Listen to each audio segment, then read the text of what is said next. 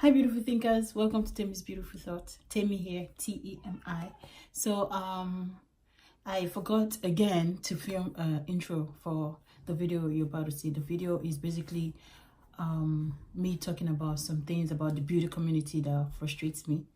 You know, some things that I just sharing my opinion about my unpopular opinion about the beauty community. So you know, I hope you guys find value in the video, and if you do, let me know in the comment section below, and share your thoughts, your opinions, if you agree or disagree, but please do it in a respectful manner. So yeah, thank you guys so much for coming back again, or if you are new, thank you for checking my video out, and I'll see you guys next week. Bye. So I'm starting a new series. I'm gonna call it Makeup and Insight. So that's where I kind of do like a get ready with me style video, but discussing various topics. So today what I want to discuss is I want to share with you guys some of the unpopular opinions that I have about the beauty community. These are things in the beauty community that frustrates me a little bit, things that when I see it or when I hear it, I'm like, okay, this is a little too much. It's a little extreme, it's a little ridiculous, and like I said, this is my opinion, so take it as you want to take it. Feel free to share yours. If you disagree, if you agree, feel free to share it in the comment sections, right? So the reason that I actually wanted to make this video was when I saw the post on Trend Mood about the Pure 4-in-1 foundation, the 100 shades foundation. So when I saw that, my first thought was, this is ridiculous. 100 shades?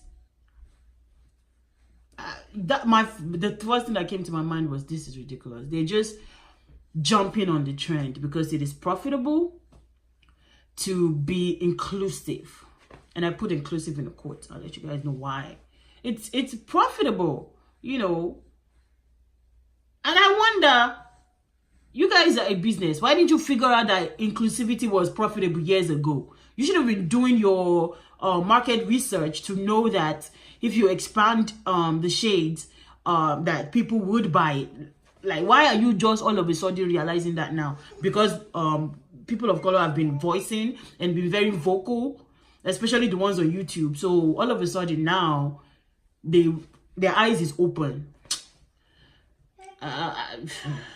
Anyway, I just thought that was ridiculous. I thought that was absolutely ridiculous. And frankly, I want as much brands as is needed to be inclusive with their complexion shades. I need that because, I know how hard it was for me to find correct shades when I started wearing makeup a couple of years ago.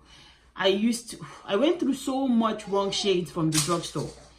And I made it, I made it work. I walked around with mismatched face. I didn't care.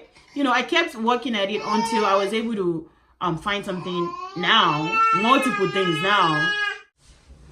So yeah, I worked with what I had until I was able to find something that worked for me.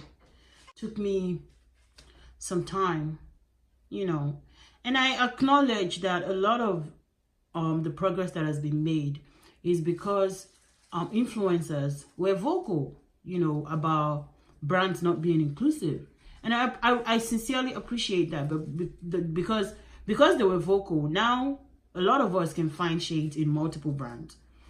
But it comes to a point where it's like, it's excessive. It's just excessive, and they're just jumping on a trend because, like I said, it's profitable. So the foundation is so they go through 5 different shade groups, skin tone groups. So they have light, tan, medium, deep, and dark, which I appreciate them breaking it up. And then they broke it up to like neutral, pink, and I know there was DN, DP, and G something else. I don't know if it's warm, GW, yeah, neutral, cool, and warm. Yeah, no, neutral, pink, warm. Yeah, I think that's how they broke it up. And they broke each category into like light, medium, deep. It's just excessive. So the first thing that actually came to my mind when I saw that was how confusing it would be for consumers. All right, I'm supposed to be doing my face while I talk. I don't know why I can never do my face while do not touch anything. Okay. So the first thing that came to my mind, like I said, was how confusing it would be for consumers. Because the thing people don't realize is that all 100 shades is not going to be in store. Like, I will be surprised if all 100 shades is in store. Most likely it's not going to be in store. So what does that mean? So that means that as a consumer, you're going to have to rely on their shade finder on their website to pick up your shade on their site. Because if you are one of those people whose shade is not in store, you go in store, you swatch the ones you think is your shade. It's not your shade. You're going to have to go back and try and get it online. And you run into the problem of, okay, I don't know my shade. Let me try their shade finder. And I'm hearing multiple people say that their shade finder is not accurate. Frankly, I don't think I've ever seen a shade finder that is like 100% accurate. Anyway, I use that find my shade or find my match, something like that.com. That does a okay job, but even like that, it matches you with things that are close. Sometimes, you know, it doesn't actually get it exactly. The way that website would be a bit more accurate is if you already know like maybe 2 or 3 foundation shades in your color, and then you put those in, then you can find something that is similar to those, you know. So that's the best way to do it. If you just go with just one shade, most likely it would, you know, not give you the exact shade. It'll give you something close. But the pure website find my match, I've heard from all the videos that I've been seeing that it's not very accurate. So people that have been doing review are left to basically kind of guess. I know one lady that I watched was saying that she could be multiple shades. Like, I think she was saying she could be 3 shades. I'm sorry, that's excessive. I understand that, yeah, maybe people of lighter skin tones had this privilege of having multiple shades in one foundation that can match them.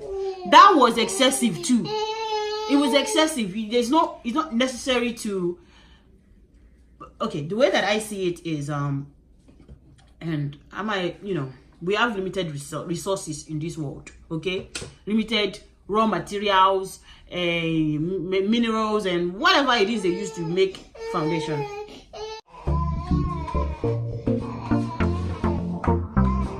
I believe in utilizing the resources that we have the best way and the most efficient way possible. So, coming from that mindset, 100 shades is excessive, because I believe that if they took the time, the research, and did the research, invested the money in the right people, the right people that know undertones, they know the nitty-gritty of like complexion, I think that they could make an inclusive foundation range that is 30, and it would cover as many people as possible if they did the right work. And if they wanted to go further, 40. I think when you start going into 50, maybe I'll be like, okay, okay, then, you know, 50, okay.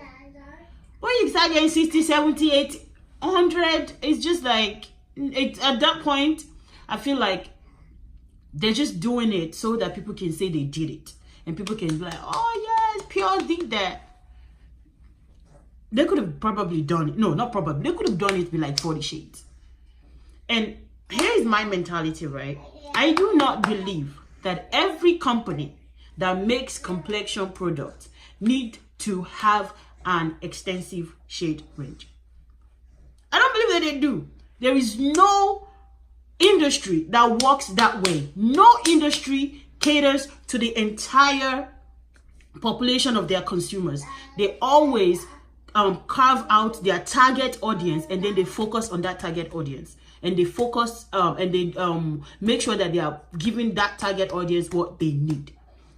And another company will come out and be like, okay, they are leaving this group of people out, so we're going to target those group of people. Another company will come out and say, okay, they're leaving this. That's how business works.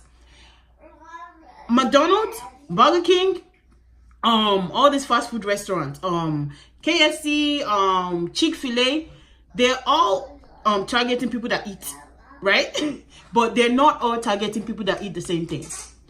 And even Burger King and McDonald's that have very similar, they're also different in a particular type of way. You will see some people would like McDonald's, and some people will like Burger King, some people will like Wendy's. And that's how I see makeup. If I go to this brand, they don't carry a shade for me, deuces. I'll go to another brand. That's how I am.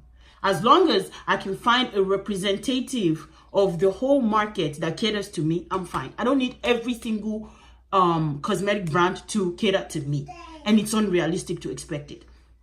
I understand that businesses have a right to carve out their target audience, and they have a right to focus on that target audience. That's why I don't get like upset or offended or whatever when like luxury brands don't have foundation shades for me. I'm not their target audience. Why should they have shades for me when I'm not their target audience? Let's be real.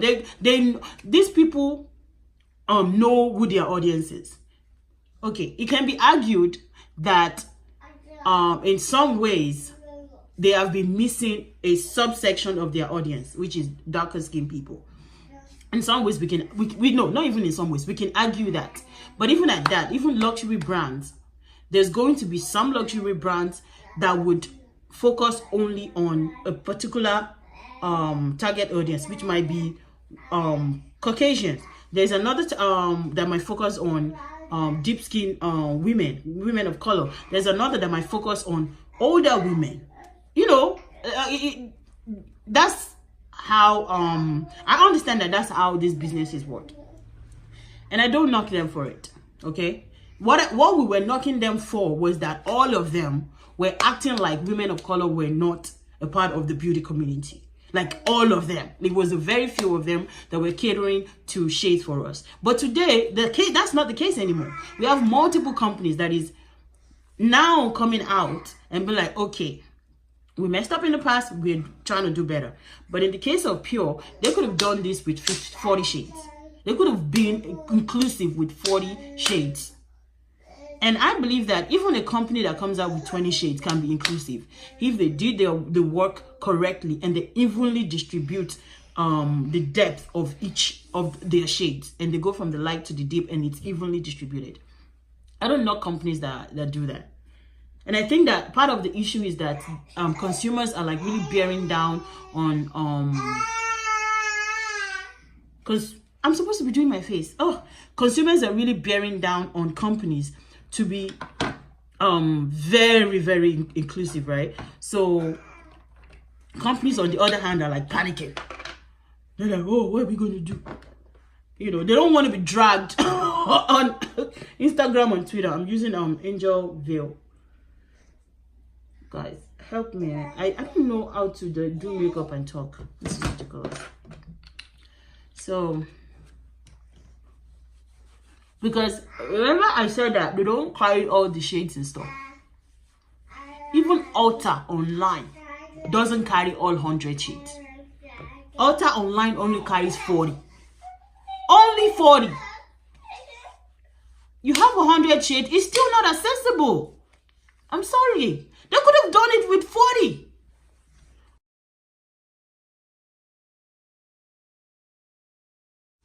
Anyway, because I can just imagine a lot of people that will be confused, and this throws me off. I'm like, I'm not even interested in trying it, because I'm sorry, I'm not about to be doing any mini money move on their website trying to figure out what shade I am. So and the other thing is, a lot of time when, and I'm not saying that this is what Pure is doing, because I haven't tried their foundation, but a lot of times these brands, they're not like taking the time like to do the market research. They're not taking the time to hire the right people to formulate these foundations, so they end up with foundations with shades or with undertones that are not human. Case in point, I'm gonna use what's it called, Morphe. You know, they make foundations that are not wearable. You know, I don't know if you guys remember, one of their people came out, one of Morphe affiliate came out, and when she was describing the foundation, she was saying that some of them have gray undertones. I was like, wait, what? I don't know if she meant if it was gray because it was swatched against her skin. I don't know. That was like a bit like, what? I was like, what? Gray? What? Gray? Anyway.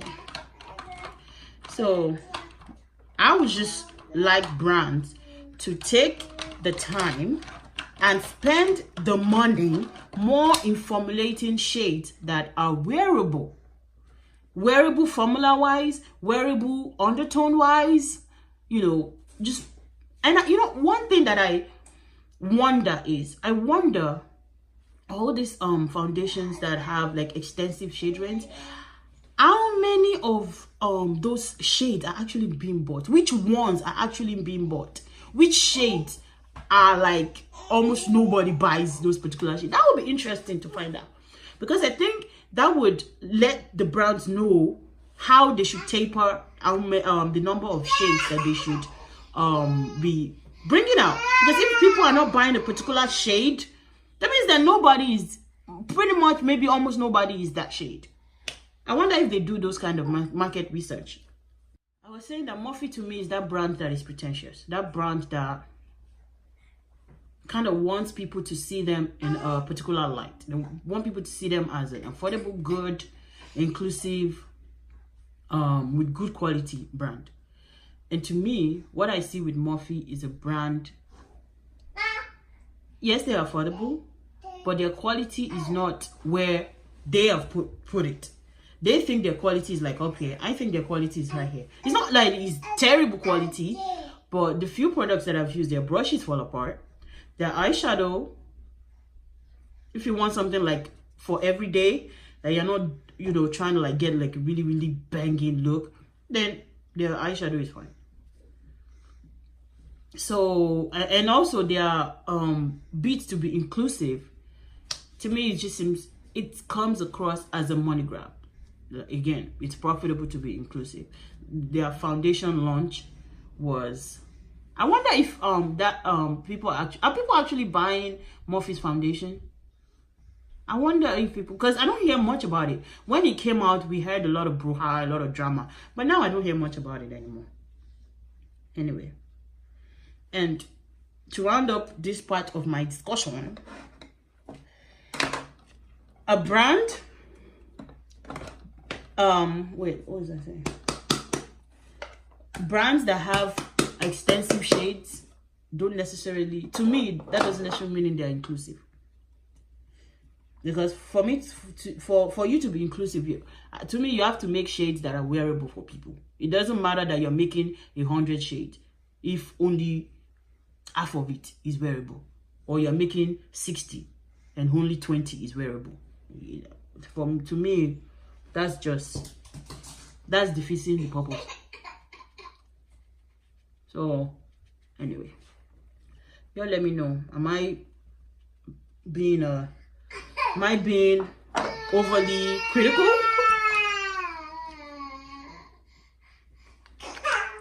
Oh, and I'm just using Coty airspun. I forgot to put something on my under eye. I always have to do this because my under eye is dry. So I'm just putting Elf on the eye primer under my eye.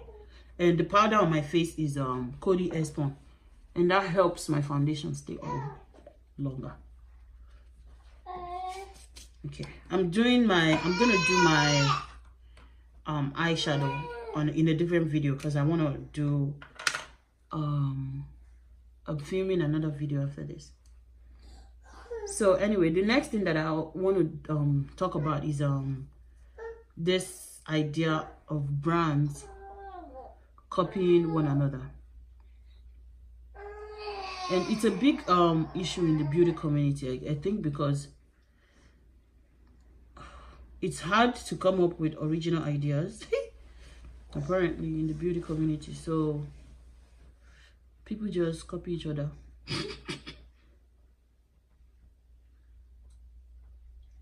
And the situation that brought this to my mind is the situation with that collab, that Moschino. I'm probably not pronouncing it well, but oh well.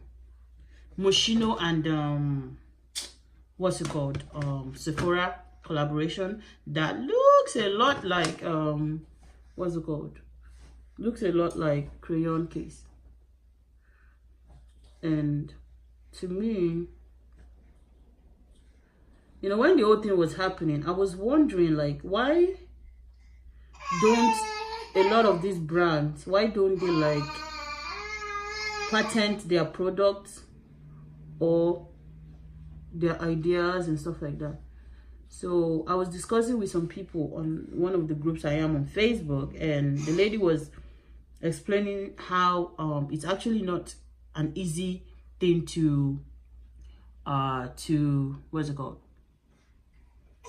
It's not an easy thing to patent a product. So I went on and I went to kind of look it up. Yeah, I'm that person. I looked. All right. So I looked it up and I found a bit of information on patent, and I understand a little bit more why brands don't patent certain products. And basically a patent is like where the brand, how do I explain this? So basically, if someone creates a product, the product has to be unique. It has to be a product that is not common, like somebody else is not doing something similar. And so they will patent that product, and that inventor or that company that that put a patent on the product, only them can make that product for a particular length of time. So it can go between 15 to 20 years, but apparently it's not cheap. You have to go through a lawyer to like file all the documents and stuff like that. And from what I read, it can cost from like $6,000 to $15,000. Like what? So it's not a cheap thing. And again, like I said, the product has to be very unique. Like nobody else is doing it. It has to be innovative. How unique is makeup these days? Like, we've seen almost all of it. You know, nothing has blown me away recently, you know, in recent years. So I can see how it would be difficult for someone like Crayon Case to put a patent on any of their ideas. And you can patent like processes as well, like a process that only you are doing, you know. So I from what I read, it doesn't seem like there's any way Crayon Case could patent that idea that they have of like school supply themed makeup. Because it doesn't fall under copyright. I don't know if it falls under copyright law. It's a bit copyright law is basically artistic expressions like music, movies, books, things like that. And then trademarks is protection for things like logos, artwork that distinguish one company from another, even if it's a color that a company is using, maybe for a particular, maybe the inside of their product is a particular color and they want to trademark that inside color and nobody else can do it exactly that, things like that. So I don't necessarily know where crayon case will fall. So, but at the same time, when I saw that collaboration, the first thing that jumped at me was like, ooh, this looks almost exactly like crayon case. And the way I fall is this, right? I acknowledge it. I'm like, okay, I see it. It looks similar. I can even, I think it's worthwhile to discuss it and be like, you know, this is what this brand is doing. This, you know, and call people's attention to crayon case, like, oh, this brand has already done it and you're doing it well. I think that is actually how crayon case benefits. Because then it doesn't come across as something that is what's the word I'm looking for? Like, there's no friction in that conversation. It's just people saying this brand has done it and they're doing it much better. You should check them out. Rather than this brand is stealing, this brand is, you know, needs to be cancelled. There are thieves, you know, that people, when there's friction in something, people tend to not listen than when it's just you explaining and drawing their attention to something. So I think, you know, that's where we should be coming from whenever we see kind of like a copycat. There's a brand called Copycat Beauty. We're going to put that aside. But anyway, you know, whenever we see things like that, I think the worthwhile and the advantageous things to do is to point people in the direction of the brand that originally started it. So that's where I fall on that situation. I'm not interested in canceling Sephora. I'm not, because the other thing is, I think we are going cancel crazy, because between the past 2 years, in the past 2 years, I cannot remember how many brands have been cancelled, how many brands, how many celebrities, how many influencers have been cancelled. Meanwhile, majority of them are still in our faces. They're still making their products. They're still excelling. They're still succeeding. So I'm like, where is the cancel? You're not canceling anything. We're just giving lip service. So I wonder, when people say they're going to cancel something, do they actually go through with it, or are they just saying it for the benefit of those of us on the internet? I always wondered that. Anyway, I don't necessarily cancel anybody. I acknowledge people make mistakes. I make mistakes. And as long as they are willing to, like, make corrections, and I can see that they're making corrections, I'm very quick and eager to forgive them and move on. That's how I am in my everyday life, and that's how I am in with all these brands and influencers and stuff. Nobody is beyond forgiveness in my book. And even if I have forgiven them, but I'm not patronizing them, there's a difference. I can forgive them and not hold that offense against them, but at the same time, I'm not interested in buying from their brand. And the brand that comes to my mind for that is Jeffree Star. Like, I acknowledge the things that he has done in his past, and I've forgiven him. When I see him, I don't see him like, no. I just see him as someone that, you know, said something that was unnecessary, that was offensive, and he has apologized for it. He came across to me as sincere, but at the same time, his current behavior is it still rubs me a little ways.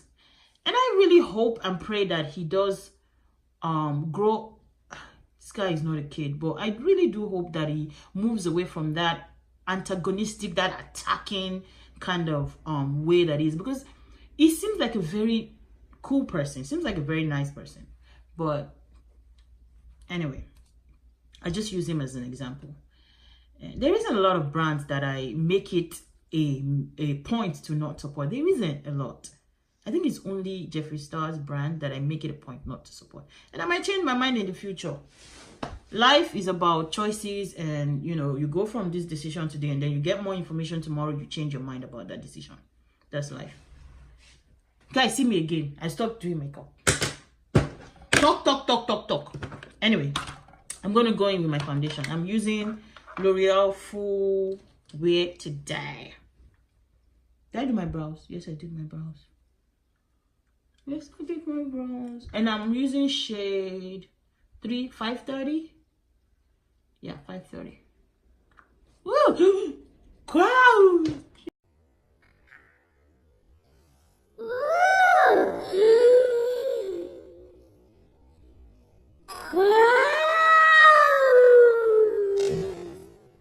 Jesus is Lord. Oh, guys, that was stupid.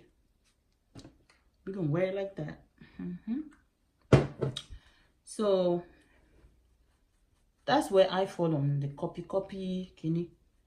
Y'all let me know how you guys feel about that. It's always going to happen. That's the nature of the makeup industry. It's always going to happen because most things are not unique anymore. I'm still waiting for a brand to blow my socks off. They haven't, so anyway. And an example of a brand that has a lot of items that is patented is that's actually Beauty Blender. They are doing some unique stuff over there. A lot of their items is patented. I don't even know if I'm using the right word. They shall have a patent on a lot of their items. So they're doing a lot of unique stuff. So that's good. And Ethan is finally asleep. So, try. I have a bunch of stuff from Alme that I want to try. Let me know below if you guys would like to see that. I even have their foundation as well. And we know that Alme is one of those brands that is not very inclusive, although they're trying to be. So good for them. So for concealer, I'm using my L'Oreal Pro Glow. And okay, so the other thing that I want to talk about is the oversaturation of the beauty industry. I know I'm not the only one that, I know we all see it. I'm not the only one that see it. We all see it. There's probably thousands of beauty brands. There's thousands of beauty influencers, including me. Yeah, don't come for me, oh. Okay, remember, this is just my opinion. So, you know what? Let me just be honest about something. I don't know if you know what? Not that I don't know. I hope that I'm bringing value. Okay, I do sincerely hope that I'm bringing value. I'm adding something to the beauty community, right? And you guys let me know if I'm bringing value, if you are taking something from my videos, and if you are, let me know specifically what it is so I can do more of those things. And if I believe, or if at some point in time I believe that I'm not bringing value anymore, I'm gonna stop. Okay, that I don't just want to do something just for the sake of doing it. I'm a strong believer on purpose. Okay, and if there's no purpose in what I'm doing, it's kind of like, what's the point of doing it? And let me share with you guys my purpose of doing this. What I hope to add to the beauty community and what I hope to get from the beauty community. First of all, honestly, I started this because of my son, right? I've always wanted to do this, right? I've always wanted to do this, but something was always holding me back. But when I had my son, one of my good friends was like, you know, Temi, why don't you have a YouTube channel? You know, you can really make a living off of that. I'm like, you know what? I've actually thought about that, but I don't know. I guess maybe it's fear. And I just never did it. But I prayed about decisions, you know. I prayed about it, and I'm not going to sit here and say, oh, God said go ahead. No. But I was just like, you know what? If God wants me to be successful in this, he would let me be successful in this. So I started. And I'm hoping that I will be successful in this, and I'll be able to work full-time on this and stay home and take care of my son. Because I want to have more kids. And I cannot imagine having 2 kids going to work every day, and all it entails with being a mom and having a full-time job. That is difficult, man. Having 1 child and a full-time job is difficult. I don't know how I'm surviving, you know, it's by the grace of God. So, but when I did start it, you know, I went through, okay, what do I want to do? What value do I want to add to the beauty community? And I want to share a part of myself. And here's who I am. I'm someone that I like to take in information. I love taking in information. I like to read. I didn't used to read books, but I used to read a lot of articles. I used to watch a lot of YouTube videos, like a lot of talks, a lot of debates. I used to watch a lot. Ask my husband. I used to go in the intellectual dark web. I used to go in. I don't watch a lot of them as much anymore. Not because I'm not still interested. I'm still interested, but this year I'm focusing my time on actually reading books. So anyway, so I like to take in a lot of information. I like to encourage people. I hate to see people down on, like, I hate to see people down. I hate to see people what's the word I'm trying to say? Like, you know, when people say negative words about themselves, that pains me so bad. So I hate to see people doing that. So I want to be that in the beauty community. I want to be the voice that is like, you know what, you got this. You know, you are special, you are unique. And even when things are going a bit on the wayside for you, just hold on. You know, things always turn. Nothing lasts forever. I want to be that voice for people that even in the midst of us doing makeup, we acknowledge that we are going through things. People are going through really difficult situations in their life, and makeup is a escape for a lot of people. And I want to be that voice that gives them that escape, but at the same time that encourages them and inspires them and educates them. So that's the kind of value that I want to add to the beauty community. But like I said, I just feel so much that it's so saturated, and every day I'm constantly aware of that fact, and I'm like, I hope I am not contributing to that saturation. I hope I'm actually adding a good value to the community, and I'm not just doing this for the sake of it's cool to do, it's profitable to do in this generation, you know. So like I said, you guys let me know if I'm adding value and what value am I adding in general, because there's a lot of brands, guys. Like, I have a beauty deals and sales thing, and there is a lot of brands, and there's more people that want to get in the beauty community, like bringing out products. And I think that the mistake a lot of people make is they say that there's money to be made, and they're not thinking about, okay, what area of beauty community is not being met, and what need is not being met, and how can I meet that need in a unique way. People are just thinking, oh, I'm going to create a gloss line. Oh, I'm going to create an eyeshadow line. There's a lot of eyeshadow companies. There's a lot of gloss on the market. I feel like all these new brands, not a lot of them are trying to be unique. And some of them are trying, like that Glam Light company that is trying to do what's it called, the food collections, like the pizza palette and all that jazz. You know, that's unique. Crayon case, when they came out, they're unique. You know, nobody was doing what they were doing. And I appreciate brands like that take the time to be like, okay, how can we be unique? How can we be different? How can we excite people with what we are bringing out? And I also appreciate what's it called, influencers that are always trying to like be like, okay, how can we bring value? What can we add? You know, they're not just repeating the same thing over and over and over again. I appreciate people like that. And I watch a lot of small influencers because to me they're more authentic. I can relate better with them. One of the ladies that I listen to is Presley. If you guys don't know, I'm going to link her channel below. I really like her. She's a very cool young lady. I really like her. I like her personality. I watch a lot of people. I will link some of my favorite people down below. So yeah, you guys can check them out.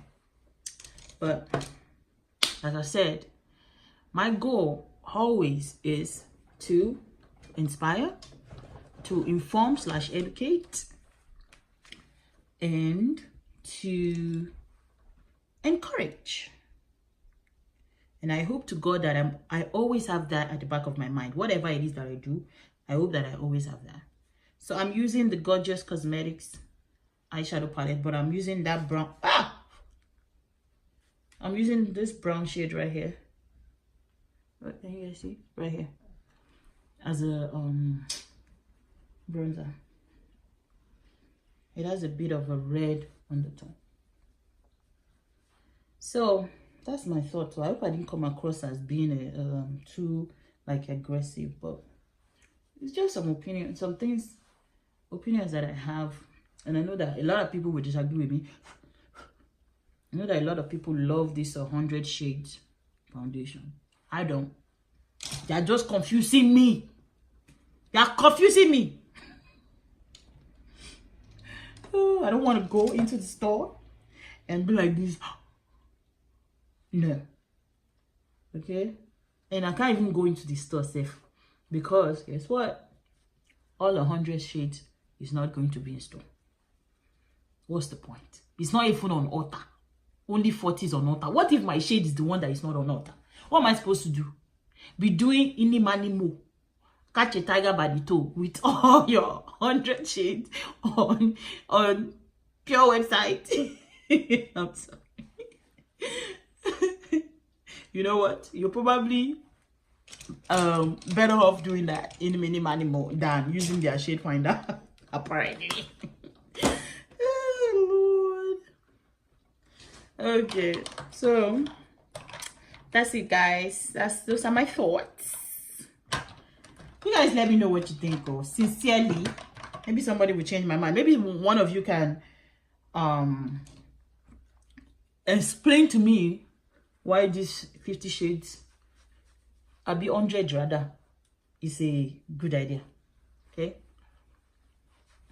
I'm just using my NYX to powder my face. So you know what color should I use? I'm wearing this you know what, let me use this Revlon plumping.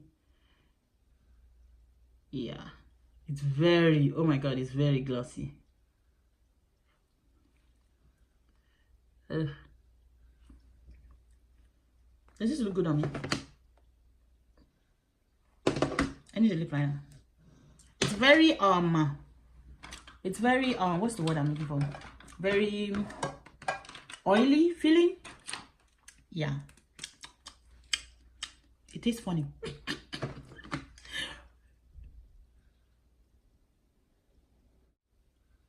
And it has finally slept. I knew he wanted to sleep. That's why he was doing.